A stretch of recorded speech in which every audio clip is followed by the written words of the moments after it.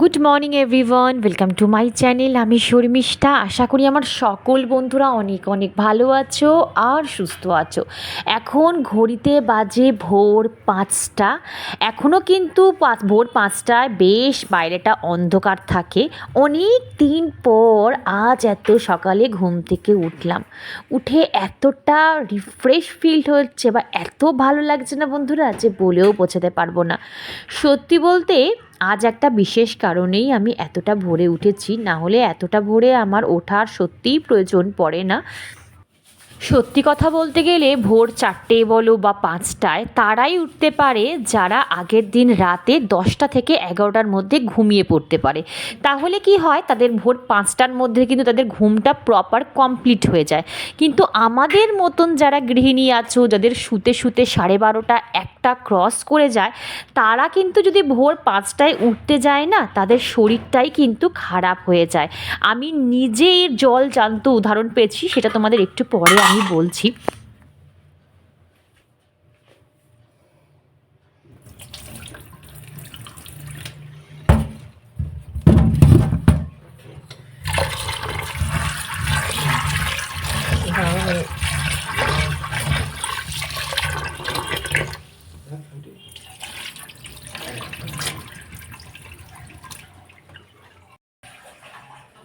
কি গো, 2 গ্লাস খাবে তো? আর তোমরা তো জানো আমার হাজব্যান্ড সকালবেলা ঘুম থেকে উঠে আগে 2 গ্লাস উষ্ণ গরম জল খায়, তারপর ও এক্সারসাইজ করে, যোগা করে, তারপর ওয়াশরুমে যায়, তারপর ও বেরোয়। অনেকটা সকালে ঘুম থেকে উঠতে হয়। আর আজকে একটা বিশেষ কারণে ওকে 6:30টার সময় বেরোতে হবে। তো আস্তে আস্তে প্রায় বিকেল গড়িয়ে যাবে। তো কি খাবে না খাবে, তো ওই জন্য ভাবলাম কি একটু বেশি করে টিফিনটা ওকে করে দিই। এখানে হাঁড়িতে গরম জল বসিয়েছি, ও একটু স্নান করবে, তাই গিজার অন করতে গেলে এখন অনেক সময় লাগবে, কারণ পাম্পের জল নেই। পাম্প পুরো ট্যাঙ্ক ভর্তি করে তারপরে গিজার অন করতে হবে। আমি জানলাটা খুলে দিই। আর এখানে মটরটাকে সেদ্ধ করতে বসিয়েছি। ও না আমাকে আগের দিন বলেই রেখেছিল যে তোমাকে সকালবেলা তাড়াতাড়ি করে ঘুম থেকে উঠতে হবে না, আমি কোনো কিছু বাইরে একটা কিছু ব্রেকফাস্ট করে নেবো, লাঞ্চ করে নেবো, তুমি এত রাতে ঘুমাও, দরকার নেই। কিন্তু আমি ভাবলাম কি জানো তো, যে আমি আছি আর ও বাইরে থেকে কিছু কিনে খাবে, কি না কি কিনে খাবে, সেখানে আদৌ ভালো জিনিস যদি না পাওয়া যায়, অনেকটা দূরে যাবে।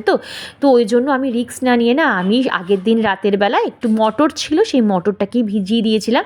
আর ভাবলাম একটু ঘুগনি আর মটর আর তার সাথে একটু ডিমের পোচ করে দিলে কি বলতো, তাহলে পেটে অনেকক্ষণ থাকবে জানো তো। আর আমিও নিশ্চিন্ত থাকবো যে না, ও কিছু অন্তত বাড়ির থেকে খেয়ে বেরিয়েছে। আর এই তো দেখো আমার মটরটাও কিন্তু ওদিকে সেদ্ধ হয়ে গেছিলো। আগের দিন রাতেই তো বললাম মটরটা আমি সেদ্ধ জলে ভিজিয়ে রেখেছিলাম।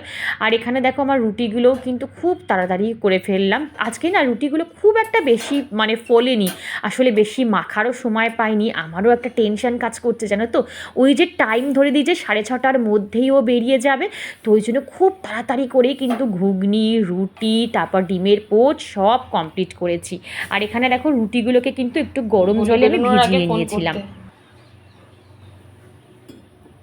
এই দেখো বন্ধুরা, আমার রান্নাঘর থেকে সূর্য ওঠা তোমাদের দেখায়। এই দেখো, দেখতে পাচ্ছ? আমি ফোকাস করতে পারছি কিনা দেখো। এই দেখো, এখান থেকেই আমি সূর্য ওঠা দেখতে পাই। এই দেখো, এখনো সূর্য, এই দেখো এবারেই ফোকাস করতে পেরেছি। এই দেখো কি সুন্দর লাগছে, একটা নতুন দিনের সূচনা। এই দেখেছো? চলো, তেলটা গরম হয়ে গেছে।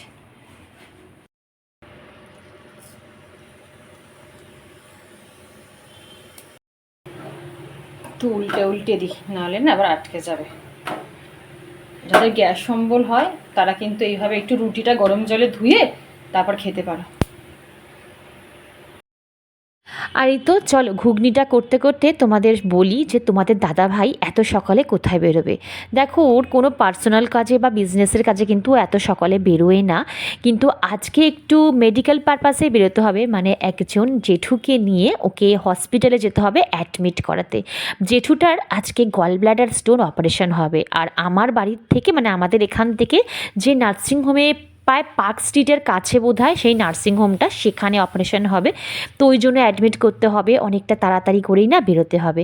আর যে জেঠুটার আজকে অপারেশন হবে গল ব্লাডার, তার না মানে তিনি আনম্যারিড, তিনি সংসার ধর্ম করেনি। আগে পাছে বলতে বলো কেউই নেই, একজন দাদা আছে, সেই দাদারও অনেক বয়স, মানে তার যদি 65 হয় তো তার দাদার বোধহয় 70। তো বুঝতেই পারছো তিনিও বয়স্ক। আর তোমরা নিশ্চয়ই এতদিনে আমার যারা ভিডিও দেখো তারা জানো যে আমার হাজব্যান্ড কী প্রকৃতির মানুষ। ওর আশেপাশে সারাউন্ডিংয়ে চেনাশোনা যদি কোনো মানুষ বিপদে পড়ে বা যদি ওকে এসে একবার বলে যে আমি একটু বিপদে পড়েছি, ও কিন্তু রাত কি দিন কি দুপুর না দেখেই কিন্তু সেখানে ঝাঁপিয়ে পড়ার চেষ্টা করে। আসলে কি জানো তো, যার দেখবে পৃথিবীতে কেউ নেই, আগে পাছে কেউ নেই, ভগবান দেখবে ঠিক কাউকে না সেই সময় তার পাশে ঠিক দাঁড় করিয়ে দেবে। শুধু আমাদের কর্মটাকে আমাদের ঠিক করে যেতে হবে। আর এই দেখো কথা বলতে বলতে কিন্তু আমার ঘুগনি করাও রেডি হয়ে গেছে, আর একদম হালকা পাতলা করে আজকে ঘুগনিটা করেছি। আর নামানোর সময় দেখলে একটু চানা মশলা দিয়ে নামিয়েছিলাম, খুব সুন্দর একটু টেস্ট হয়েছিল। তবে এর মধ্যে একটু লেবুর রস দিলে কিন্তু আবার তেঁতুল গোলা জল দিলে আরও টেস্টি হতো, কিন্তু সকালবেলা তো ওই জন্য আমি আর এইসব টক ফক দিলাম না, যদি অ্যাসিড করে। রাখো বলেছি। চামচ দিলি না, তেলটা অনেক বেশি না তেল একদম দিই, গোলমরিচে কোনো ওদিকে রাখো, ওদিকে রাখো, তেল একদম দিই না, তেল মনে হচ্ছে দিয়েছি আমি। কড়াই মতো আরে ওটা তো হবে না, ডিমটা তো আটকে যাবে না। কত সুন্দর, এই দেখ সুন্দর। বাবা কি গরম। অল্প বাবা আস্তে আস্তে যাবে। আর দেখো ঘুগনিটা এত ভালো লেগেছে, ও আবার দ্বিতীয়বার কি ঘুগনি চেয়ে নিয়ে এসেছে। আর ডিমের পোচটা আমি বলছি যে অল্প তেল দিয়েই পোচ করেছি, বলছে না তুমি ডিমের পোচে অনেক তেল দিয়েছো। আমার হাজব্যান্ড ডিমের পোচ করবে পুরো জলের মধ্যে, জানো, একটুও তেল দেবে না। তো এখন আমার রান্নাঘরের এইরকম হালাত দেখো, কেন আমার কিছু করার নেই, এখন কিছু গোছাতে পারবো না। সেখানে আমি কড়াই ধুয়ে রেখে দিয়েছি, কারণ একটু পরেই আবার রান্না বান্না হবে। আর এখানে তো ঘুগনিটা তুলে রেখে দিলাম, কারণ আমরা এখন কেউ টিফিন খাইনি, আমি মা মেয়ে সবাই টিফিনটাই খেয়ে নেবো। কারণ এখানে আমি বেশি করেই আটা মেখে রেখেছি, দেখো বেশি করেই আটা মেখে রেখেছি, হয়ে যাবে। এইগুলো সব ধুয়ে রেখে দিয়েছি, বেলুন চাকি এখনও ধুইনি, কারণ রুটি হবে, আটা ফাটা সব এখন এখানে রয়েছে, পরে ঠিক করব। আর এখানে নতুন খেজুরের প্যাকেট এনেছে, দুটো খুলে আমি খেলাম, এই যে দেখো একদম ড্রাই খেজুর, দেখেছো তো, এটা ধুয়ে খেলাম 2 প্যাকেট, তারপরে ফ্রিজে তুলব। চলো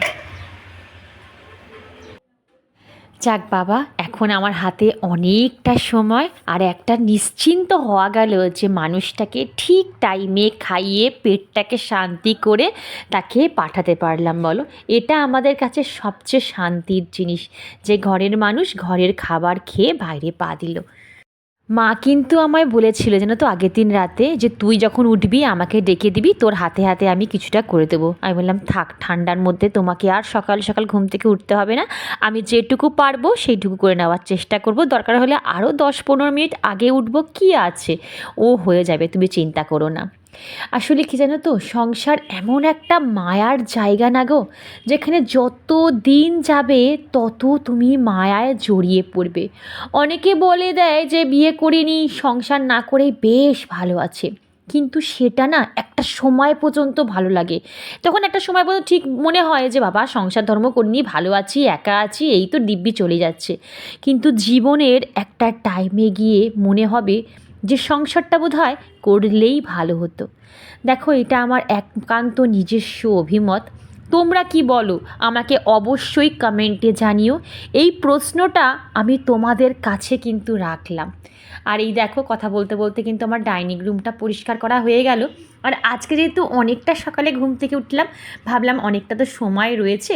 আর এই যে গ্রিলগুলো দেখো, এগুলো তো তুমি প্রত্যেক দিনই দেখো আমি মোটামুটি ঝেড়ে নিই কোনো মপ টপ দিয়ে, ঝাঁটা দিয়ে, কিন্তু মোছাটা না একদমই হয় না, মাঝে মাঝে খুব রেয়ার মুছি। আর একটু না মুছলে গ্রিল থেকে কিন্তু নোংরা চট করে যায় না গো। তোমরা জানো যে আমার একদম রাস্তার ধারে বড় মানে বাড়ি, আর বড় বড় জানলা রয়েছে। পরিষ্কার যদি নিয়মিত না করি, এই জানলায় তোমরা হাত দিতে পারবে না, মানে নোংরায় না পুরু হয়ে যাবে। লোকে দেখবে, ভাববে হয়তো আমি হয়তো পরিষ্কারই করি না, আমি একদিন পরিষ্কার করব না, তাতেই এখানে নোংরার পুরু হয়ে যাবে গ্রিলে। আর যেহেতু গ্রিলে একটু মেয়ের টাওয়ালগুলো মেলি, একটু গামছা টামছাগুলো মেলি, তো টুকটাক জিনিসগুলো মেলি, ওই জন্য কিন্তু আমাকে গ্রিলগুলো নিয়মমাফিক একটু পরিষ্কার পরিচ্ছন্নই রাখতে হয়। আমি আমার চ্যানেলে একটা কমিউনিটি পোস্ট করেছিলাম, সেখানে আমি তোমাদের একটা কোয়েশ্চেন করেছিলাম যে বন্ধুরা তোমরা বলো, আমি যে ক্যামেরার সামনে এসে যখন কথা বলি সেটা তোমাদের ভিডিওতে শুনতে বেশি ভালো লাগে, না ক্যামেরার ওপারে মানে যখন আমি ভয়েস ওভার দিই তখন বেশি শুনতে ভালো লাগে? তোমরা প্রত্যেকে আমাকে, এভরি অ্যান্ড ইচ মানুষ আমাকে তোমরা কমেন্ট করে বলেছো যে শর্মিষ্ঠা তুমি যখন ক্যামেরার সামনে এসে আমাদের সাথে কথা বলো তখন আমাদের বেশি ভালো লাগে, মনে হয় তোমার সাথে আমরা সবাই নিজেকে কানেক্ট করতে পারছি। থ্যাংক ইউ সো মাচ গো। তোমরা যে আমাকে কত বড় একটা চাপমুক্ত করলে, এটা আমি তোমাদের বলে বোঝাতে পারবো না। অনেক দিন ধরে ভাবছিলাম এই যে আমি ক্যামেরার সামনে এসে তোমাদের সাথে কথা বলি বা বক বক করি, জানি না তোমাদের ভালো লাগে কি না বা তোমরা বোর ফিল হও কি না, ওই জন্যই কিন্তু তোমাদের আমি জিজ্ঞাসা করেছিলাম। যদি তোমরা বলতে না শর্মিষ্ঠা আমরা বোর ফিল হই বা তুমি ক্যামেরার সামনে কথা বলবে না, তাহলে আমি আর ক্যামেরার সামনে এসে কোনো দিনই কথা বলতাম না। কিন্তু তোমরা যখন আমাকে আশ্বাস দিলে, তখন আমি চেষ্টা করব প্রত্যেকটা দিন একটু একটু করে ক্যামেরার সামনে এসে তোমাদের একদম ডিরেক্ট তোমাদের সাথে কথা বলার। তো বন্ধুরা এখন ঘড়িতে বাজে 9টা, আমার তো সব কাজকর্ম একদম কমপ্লিট হয়ে গেছে, এখন আমি মোটামুটি ফ্রি আছি। তো ভাবলাম সকাল থেকে তো আমি একদম অন ক্যামেরায় বন্ধুদের সাথে কথা বলতেই পারিনি, তো ভাবলাম 2-4 কথা বন্ধুদের সাথে শেয়ার করে নিই। আমার যখন গল ব্লাডার অপারেশন হয়েছে তখন আমার মেয়ে খুব ছোট, মানে 1 বছরও হয়নি, 1 বছর হতে আর 4-5 দিন বাকি ছিল, তখন আমার গল ব্লাডার অপারেশন হয়েছে। আর যেদিন আমি ছুটি করে এলাম, মানে আমি স্টিচ না কাটিয়ে বাড়ি চলে এসেছিলাম, কারণ সেদিন আমার মেয়ের বার্থডে ছিল। ঠিক 2-3 দিন আগে বোধহয় আমার অপারেশন হয়েছে। আর ডাক্তারবাবুকে প্রচুর রিকোয়েস্ট করেছি, ডাক্তারবাবু আমার মেয়ের বার্থডে, আমাকে ছুটি দিতেই হবে, প্রথম বছর আমি আমার মেয়ের কাছে থাকবো না, এটা হতে পারে, যাই হয়ে যাক আমাকে বাড়িতে যেতেই হবে।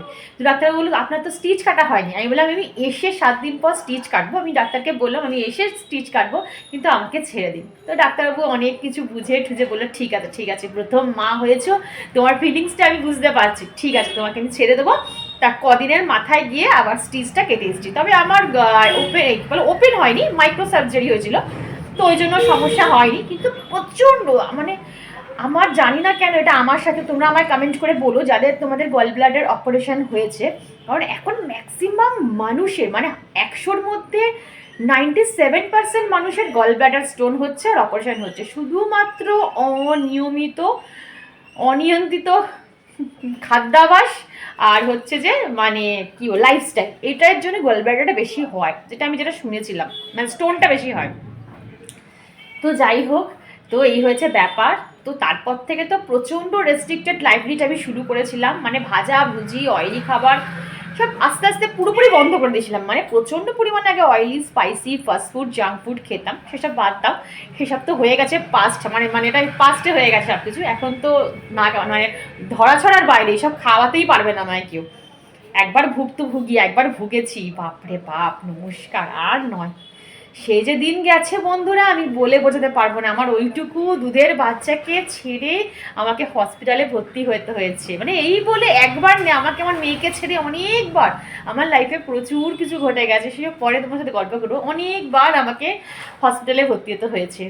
তাও সত্যি কথাই বলে না, ভগবান একটা কথা আছে না, যে যার কেউ নেই তার ভগবান আছে। তা সত্যি কথা বলতে গেলে আমার বাপের বাড়িটা আমার পাশে ছিল, তাই জন্য বোধহয় আমি এর যাত্রা উদ্ধরে গেছি বন্ধুরা। যতবার বিপদে পড়েছি, যতবার হসপিটালাইজড হয়েছি, ততবার মায়ের কাছে, বোনের কাছে, মেয়েকে ছেড়ে তারপরে নিশ্চিন্ত হয়ে আমি ভর্তি হতে গেছি, যে না ওর আছে, কেউ আছে দেখাশোনার জন্য, ওর আমার থেকেও ভালো প্যাম্পার করার, আমার থেকেও ভালো দেখাশোনা করার লোক আমার মা, আমার বাবা, আমার বোন আছে। এছাড়াও ওর মাসিরা ছিল, পিসিরা ছিল, সবাই মিলে ওকে দেখাশোনা করেছে। একদম দুধের শিশু না, 1 বছরও হয়নি, বুঝতে পারছো মা ছাড়া। তো এই হচ্ছে ব্যাপার। তারপর অপারেশন করার পর ওরে বাপরে বাপ কি যন্ত্রণায় কষ্ট পেয়েছি অপারেশনের পরের দিন থেকে, বাপরে বাপ। মানে সিজার হতেও আমার এত কষ্ট হয়নি যে এই অপারেশনটা হতে আমার এত কষ্ট হয়েছে।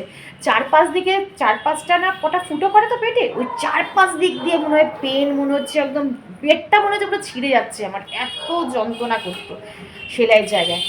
তারপর তো আস্তে আস্তে ঠিক হলাম, মানে টান ধরতো, কি বলতো শীতকালে হয়েছে তো 4-5 দিক দিয়ে না টান ধরতো সেলাইয়ে। সে যা দিন গেছে কষ্টের আর বলে বোঝানো যাবে না। সবাইকে বলি যে হেলদি থাকো, সুস্থ থাকো, কারণ কি জানো তো এখনকার দিনে সুস্থ শরীর পাওয়াটা হচ্ছে ভাগ্যের ব্যাপার। কটা মানুষ বলো তো এখনকার দিনে সুস্থ শরীর পুরো নিরোগ, মানে একটা শরীরের রোগ নেই এই নিয়ে বেঁচে আছে? কেউ নেই, প্রত্যেকে একটা না একটা মেডিসিন অন্তত খাবেই খাবে। কিছু বলবে? আচ্ছা হাত ধো। তো যাই হোক, ওই জন্য বলি বাবা ঠাকুরকে বলি, ঠাকুর টাকা পয়সা সোনা গয়না কিচ্ছু লাগবে না, শুধু শরীরটা ঠিক রাখো। পাম্পে জল নেই? তাহলেই হবে, চল পাম্পে জল নেই, এখন পাম্প চালাতে হবে। দাঁড়া চালিয়ে দিচ্ছি আমি, দাঁড়া। আর এই তো রান্না কিন্তু প্রায় হয়ে এসেছে। এখানে আমি ডালটা করছি, এত অন্ধকার আসছে, তার এখানটা একটু সরিয়ে দেওয়া আছে, এটার জন্য অন্ধকার। তো ডাল আমার এখানে কমপ্লিট হয়ে গেছে, যে মুসুর ডাল করেছি। আর এখানে চিকেন হয়ে গেছে, এটা মেয়ের জন্য করেছি। চিকেনটা আগে নিয়ে যাই, তারপর তোমাদের দেখাই আমি আজকে কী রান্না করলাম। এখানে চিকেন হয়ে গেছে, আর এইটা হচ্ছে আলাদা করে চিকেন করেছি, ঠিক আছে। এখানে ডিম দেওয়া আছে, আর মানে দুবেলা হয়ে যাবে, ওই জন্য ওরকমভাবেই করেছি একটু বেশি করে। এটা মেয়ের জন্য করেছি, কারণ কি একটু অন্যরকমভাবে করেছি বলে। আর এখানে কি আছে দেখো তোমাদের, এখানে দেখো পেঁয়াজকালি আলু ভেজেছি একটু। এই যে আমার প্রিয় খাবার পেঁয়াজকালি, আমার হচ্ছে প্রিয়, মানে শীতের সবজির মধ্যে সবচেয়ে প্রিয় হচ্ছে আমার পেঁয়াজকালি। তোমাদের কার কার প্রিয় আমাকে কমেন্টে কিন্তু জানিও। আর শাকের মধ্যে প্রিয় হচ্ছে আমার, খুব ভালো লাগে হচ্ছে এই মেথি শাক, ভীষণ ভালো লাগে। বেগুন আলু শিম দিয়ে করা, একটু ফোড়ন দিয়েছিলাম, রসুন ফোড়ন দিয়ে করেছিলাম। এই হচ্ছে আমার আজকে রান্না। আজকে মনে হচ্ছে প্রচুর বিয়ের ডেট আছে না তো, সকাল থেকে শুধু উলুধ্বনি শাকের শঙ্খের আওয়াজ শুনতে পাচ্ছি। আর সত্যি কথা বলতে গেলে কি বলতো, এই শীতকালে না শুধু মনে হয় যে যদি একটা নিমন্ত্রণ বাড়ি পেতাম, একটা বিয়ে বাড়ি পেতাম, বেশ সেজে গুজিয়ে যেতে পারতাম। গরমকালে না বিয়ে বাড়ি আমার যেতে ইচ্ছাই করে না, মানে এই সাজবো, যেতে যেতেই পুরো ঘেমে স্নান হয়ে ঠিকঠাকভাবে এনজয় করা যায় না। আর শীতকালটা বলি না আমার ভীষণ প্রিয় একটা ঋতু। তুমি সাজো গোজো, খাও দাও ঘোরো, সব কিছুতে একটা আনন্দ ফুর্তি, মানে শরীরে একটা আলাদা এনার্জি কাজ করে আমার, অন্তত শীতকালটা টাচু। তো যাই হোক, আবার আজকে বলছি, কাল থেকে হয়তো আবার ঘাড়ে ব্যথা মাথায় ব্যথা শুরু হয়ে যাবে। তো এই হচ্ছে ব্যাপার। আর আজ থেকে যে রুটিনটা আমি ফলো করলাম, হয়তো যারা নতুন শুরু করবে তাদের হয়তো একটু 7-8 দিন হয়তো একটু কষ্ট হলেও হতে পারে, বাট বিশ্বাস করো, যদি আমি এরপর থেকে প্রত্যেক দিন একটা না একটা টিপস দেবো যে কিভাবে তোমরা করলে তোমাদের সুবিধা হয়। মানে একবারে তো রুটিন ফলো করা যায় না, ডে বাই ডে নিজেকে অভ্যাসের পরিবর্তন করতে হয়। তবে এইটুকু বলছি বন্ধুরা, যদি তোমরা এইভাবে আমি যেরকমভাবে রুটিন ফলো দেখাবো আমার ভিডিওর মাধ্যমে, শুধু আজকের ভিডিও না, ডে বাই ডে প্রত্যেক দিনের ভিডিওর মাধ্যমে তোমরা যদি করো, আশা করি তোমরা তোমাদের নিজের জন্য সারাদিনে 30 মিনিটস টাইম নিজেকে দিতে পারবে, এইটুকু আমি তোমাদের গ্যারেন্টি দিচ্ছি। হ্যাঁ, তোমাদের সেটার জন্য ট্রাই করতে হবে। আমি বললাম, তোমরা দেখে ব্যাস ওই শর্মিষ্ঠা বলে দিল টাটা বাই বাই, না, তোমাকেও হ্যাবিট করতে হবে, তোমাকেও কাল থেকে অভ্যাস করতে হবে এই রুটিনটা ফলো করার। তারপর 1 মাস করে দেখো রুটিনটা, তোমরাই আমাকে ফিডব্যাক দেবে যে শর্মিষ্ঠা সত্যি আমাদের উপকারে লেগেছে। আর আমরা এতদিন যে টাইমটা আমাদের নিজেদের জন্য দিতে পারিনি, সেই টাইমটা এখন আমরা পাচ্ছি আমাদের জন্য দেওয়ার। আমরা ভীষণ হ্যাপি। কখন আমরা হ্যাপি থাকি জানো? যখন আমরা নিজেদের জন্য নিজেদের টাইম বার করতে পারি, যখন আমরা নিজেরা একটু সময় বার করে নিজেদের মতন জিনিসপত্র করতে পারি, বা একটু চুপচাপ বসে থাকতে পারি, নিজেদের সময়ের মতন করে কাটাতে পারি, তখন আমরা কিন্তু মন থেকে ভালো থাকি। মন ভালো থাকলে তোমার শরীরও অটোমেটিক ভালো থাকবে। তো চলো আজকের মতন এখানেই, আবার কাল দেখাবে নতুন একটা ইন্টারেস্টিং ব্লগ নিয়ে। যদি আমার চ্যানেলটা ভালো লাগে বা আমাকে তোমাদের কোনো অংশ ভালো লেগে থাকে, চ্যানেলটা সাবস্ক্রাইব করে আমার পাশে থেকো। সাবস্ক্রাইব মানে লাল বাটনটা দেখবে, সাবস্ক্রাইব দেখে ওই বাটনটা প্রেস করে দিও, তাহলে সারা জীবনের মতন যতদিন আমি ভিডিও বানাবো ততদিন তোমার আমার সাথে বন্ধুত্ব অটুট থাকবে। আর লাইক করে দিও একটা, আর কমেন্ট করতে একদম ভুলো না। দেখা হচ্ছে নেক্সট ব্লগে। তখন সবাই খুব খুব ভালো থেকো। Tata, love you all.